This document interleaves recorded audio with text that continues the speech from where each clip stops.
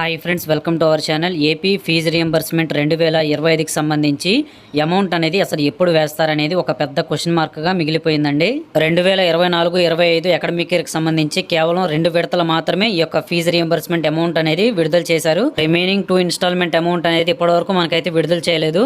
అదే కాకుండా ప్రస్తుతానికి మనకి 2025-26కి సంబంధించి 6 స్టెప్ వెరిఫికేషన్కి అయితే మనకి ప్రస్తుతం అయితే ప్రాసెస్ జరుగుతూ ఉందన్నమాట. సో మరి 2023-24 పెండింగ్ ఫీజు ఎప్పుడు వేస్తారు, మరి రిమైనింగ్ ఈ అమౌంట్ అనేది ఎప్పుడు క్లియర్ చేస్తారు, అంతేకాకుండా 6 స్టెప్ వెరిఫికేషన్ లాస్ట్ డేట్ ఎప్పుడు, అన్ని కూడా ఈ వీడియోలో అయితే క్లియర్ గా చెప్తాను. ఈ వీడియోని చివరి దాకా చూసి మీ ఫ్రెండ్స్ అందరికీ షేర్ చేయండి, అందరికీ ఉపయోగపడుతుంది. తప్పకుండా మన ఛానల్ సబ్స్క్రైబ్ చేసుకోండి. సో ఇక 2024-25 ఫీజు రీయింబర్స్మెంట్ 2 విడతలు అమౌంట్ అనేది మనకి ఇంకా వేయాల్సి ఉందన్నమాట. సో మీరు ఇక్కడ చూడొచ్చు, అక్టోబర్ 7వ తారీఖున నిధులు అయితే విడుదల చేసే అవకాశం ఉందనేసి మనకి క్లియర్ గా అయితే ఉంది. విద్యార్థులు ఎవరైతే ఉన్నారో కాలేజీల్లో కాస్త ఇప్పుడైతే ఒత్తిడి చాలా వరకు పెరిగిందనమాట. సో గవర్నమెంట్ అయితే మనకి వీలైనంత తొందరగా మీకైతే ఫీ అమౌంట్ అనేది వేస్తారు, మీరైతే కంగారు పడకండి.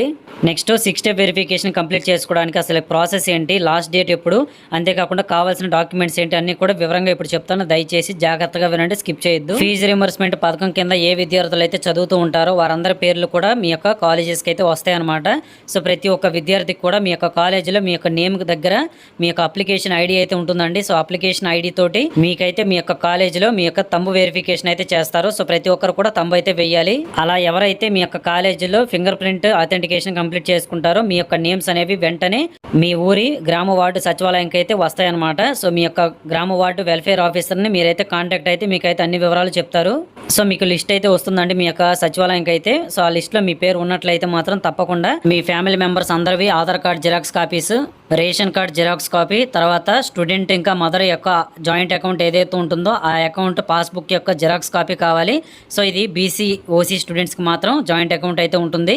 ఎస్సీ ఎస్టీ స్టూడెంట్స్ అయితే student bank account xerox copies అయితే తీసుకెళ్ళాలి. ఇంకా ఫైనల్గా మీకు 6 స్టెప్ వెరిఫికేషన్ అప్లికేషన్ ఫామ్ అయితే ఉంటుంది, దాన్ని అయితే తీసుకొని వెళ్ళాలన్నమాట.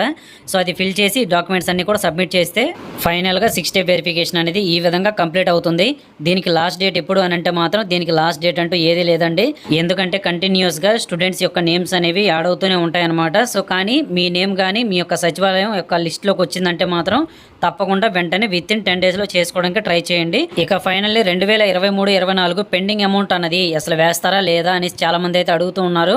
సో ఏంటంటే మనకు ఆ టైంలో కేవలం గవర్నమెంట్, అప్పుడున్న గవర్నమెంట్ అనేది ఒక ఇన్స్టాల్మెంట్ అమౌంట్ మాత్రమే వేశారు. సో 3 ఇన్స్టాల్మెంట్ అమౌంట్స్ అనేవి విద్యార్థులు మాత్రమే పే చేసుకున్నారు. సో మీరు అప్పుడు కట్టిన ఫీ అమౌంట్ రిసిప్ట్స్ అనేవి మీ యొక్క గ్రామ వార్డు సచివాలయంలో సబ్మిట్ చేసి ఉంటారు. సో దాని గురించి అయితే ప్రస్తుతానికి మనకి గ్రౌండ్ లెవెల్లో కాలేజ్ దగ్గర నుంచి మొత్తం కూడా వెరిఫికేషన్ డీటెయిల్స్ మొత్తం ప్రాసెస్ అయితే జరుగుతూ ఉంది.